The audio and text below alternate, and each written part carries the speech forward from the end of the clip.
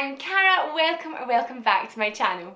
If you haven't been here before, I'm mum to 22-month-old Ben and I make 2 videos a week about being a toddler parent, so if that's something that interests you, please have a think about hitting subscribe below. Today I'm going to be sharing my 8 top tips for raising a great eater. We are lucky enough that Ben is a really adventurous, good eater, and I want to share with you today what's worked for us from weaning all the way up to the age of 2 to help this. My experience in this is just from being a mum. I am not a medical professional and I know there are lots of reasons why medically infants or toddlers might struggle with eating or be particularly fussy or picky eaters, but I just want to share what's worked for us in our experience. So let's get started with my 8 tips for raising a great eater. So I'm going to start right at the beginning, and from the age of 6 months we did baby-led weaning with Ben. Now I give this so much credit for the fact that he's a really good eater today. At first I did lots of research on it, I was pretty unsure about choking risks and things like that, but I would totally recommend getting the baby-led weaning cookbook, and also there's an information book that goes along with this, although this has so much information in it as well, along with the really good recipes. I would honestly say that we didn't do 100% baby-led weaning. We sometimes did help him eat things like porridge, which were far more difficult for him to get to his mouth by himself at the age of 6 months, but we did primarily do it. So his first foods, for example, the first time he ever put food to his mouth, he did it himself with bananas and avocados, and I think this started a really healthy relationship with food. He was able to explore the feel and texture by himself before anybody put something towards his mouth. Baby-led weaning is definitely messy, and I will actually insert some photos here of just how messy so you can get an idea of what Ben looked like when he was eating some foods right at the start. But, you know, let it be as messy as you're comfortable with. We also really like just putting a tablecloth down on the floor under Ben's high chair so that it was really easy to mop up at the end of a meal. I would absolutely recommend baby-led weaning to anyone starting out on their weaning journey. I would do it all over again, and I genuinely think it's not only been great for his relationship with food, but also I give it a lot of credit for how good his fine motor skills are today. My second tip would be to eat together as a family and eat the same things. Now with baby-led weaning, this is so much easier. Baby-led weaning meals are essentially family meals, and at the beginning when Ben was an infant he did just have elements of the meals, not necessarily the whole meal, but now he eats exactly what we eat, and it's also encouraged us to eat a little bit more healthily to reduce the salt in the things that we eat too. I also think as parents we are role models for our children, so them seeing us eat healthily and experimenting and trying new foods also sets a really good example for them. I think it's also important for the child to actually sit at the family table with you. So initially for us that was Ben's high chair just pulled up to the table, so he still had his own tray and everything to try and contain the mess. Then we transitioned to a stock Trip Trap high chair, which has been brilliant because he sits directly at the table with us. For us, it's also really important to have no distractions at the table. So we don't have a television on, we have no toys at the table. For me, I think it's really important that the child is really conscious of what they're eating and how much they're eating. And actually, above everything, I think it's really great for learning social skills to sit at the table and have a conversation over a meal. Prost. Cheers. My next tip is to involve your child in all things food related. So whether that's putting away the shopping once you come back from the supermarket, whether it's actually cooking in the kitchen, or even just setting the tables for meal times.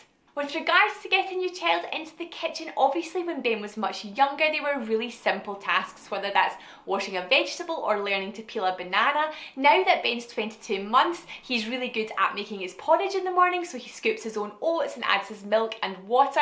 Obviously I heat it up for him, but then he can add his toppings and things by himself as well. He's also now really good at chopping vegetables, so you just have to kind of gauge your child's skill level and get them involved where you can. I feel like involving him in this way gets him very excited about the finished product. It also is a great life skill to start early in that he's already learning the basics of how to cook. And I think that, you know, as adults we choose what children eat and normally give it to them, and this gives him a sense of control over what he's putting into his body. Next, I would say continue to offer your child foods even if they show that they don't particularly like them. So Ben's taste can actually be a little bit of a roller coaster. Some days he loves courgette, for example, and some days he hates it. We definitely don't force Ben to eat anything. We make sure that there's plenty of other options we know he definitely likes, and I feel this is particularly important when you're introducing a new food. Also, continuous exposure to a food increases the likelihood that eventually your child will try it and like it. So this was the case, for example, with radish for Ben. So at first he was really unsure. He'd take a tiny bite and then just leave it on his plate, and now he's actually developed a taste for it just by us continuing to put it on his plate even if we weren't sure he would eat it. Also, we try not to react negatively if Ben doesn't like something or doesn't want to try something. We just tell him to leave it at the side of his plate, and ultimately that has led to him trying more things and also growing to like things. Then I would suggest letting your child try things even if you're not very sure if they're going to like them or not. I've been really surprised that some of Ben's favourite foods are things like olives and prawns. Even I'm not very sure of prawns and the texture of prawns as an adult, so exposing your child to a variety of flavours and textures from a very early age does help when it comes to them seeing those types of foods as just normal. I would also add here that exposure to spices at quite an early age is also a good idea. One of Ben's first foods from the baby-led weaning cookbook was a lentil dal with lots of Indian spices in it, and he has grown up to really love curry. Setting the precedent for a good diet definitely starts at this age with presenting healthy foods like vegetables as normal and yummy. Zijn chalfrizi. Frisie. Chalfrizi. Nein. Mit Nahen. Ja, heute gibt's leider nur Couscous. When toddlers get a little bit older and they can start to communicate their desires, I would absolutely recommend giving choices, obviously within reason. Quite often we'll ask Ben if he wants porridge or Weetabix for his breakfast, and then again we're giving him an element of control over what he eats. I also think that noting the food preferences of your child is important, and that doesn't mean cooking meals that cater just for what they like, but it does mean that if, for example, you're going to introduce something new, you can give them something you know they love alongside it, or it also helps you work out what you could maybe introduce to them next. So for example, if they really love sweet potato, you could also maybe offer butternut squash, which is something with a kind of similar flavour, but adds a little bit more variety. My next tip is actually something which I struggle with a little bit at times, and that's not forcing your toddler to eat a certain amount of what's on their plate. As adults, I know that sometimes I'm more hungry than at other times, and the same goes for toddlers. I can't help not worrying if Ben hasn't had a huge amount to eat, but actually research shows that children are able to regulate their own hunger. Sometimes Ben eats more, sometimes he eats less, and actually exploration and rejection are part of the feeding journey. I feel like meal times sometimes can be about control for toddlers. What they eat is absolutely something that they are in control of, so I think just remaining calm and unruffled throughout meal times really helps to avoid any form of power struggle. I avoid saying to Ben, okay, eat this certain amount of vegetables before you can have your dessert, because I think that sets the vegetables up as a bit of a chore, something that has to be done in order to get to the good stuff, the dessert, which brings me on to my final suggestion. And my final tip would be to avoid using sweet treats as a reward. I feel like by withholding the sweets and only giving them if the child eats something else or completes something suggests that the sweets are the really good thing and ultimately increases a desire for sweets.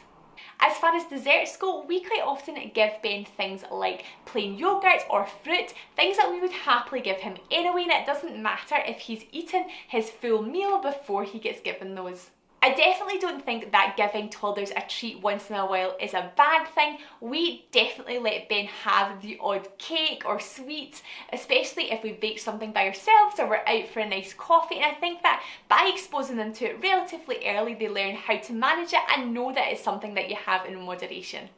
I know that we've also been really lucky with Ben and food, at least so far. He has always had a genuine interest in food, and what we've done has just really fostered that healthy relationship with it.